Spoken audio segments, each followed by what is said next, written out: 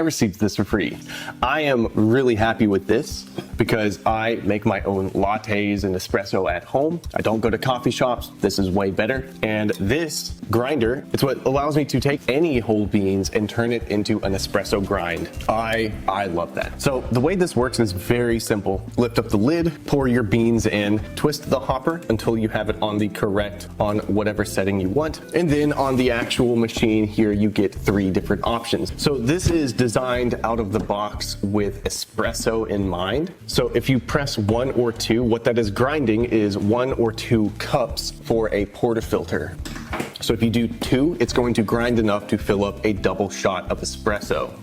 If you do 1, it will grind just enough time for 1 shot of espresso. So that's what these are pre-configured for. However, if you hold down the 1 or 2 button, it will allow you to set a custom time, and it does remember this. It is persistent, so the next time you turn it on and use this, if you press 2, it will do your pre-configured time. So if you want number 2 to grind for 30 seconds, you can set it to do that, and you're good to go. You get a pretty generously large hopper here. This typically holds like over a week's worth of beans for me. If you're doing, say, drip coffee, then this probably won't last as long. It might give you a few days worth. But for me, since I do espresso, and I do my espresso on number 6, that's what works for my machine. But you do get anywhere from around 9 to 5. That's a good grind for espresso. All of this was also ground using this machine. This was for drip coffee, and that was done on, I believe, about 19.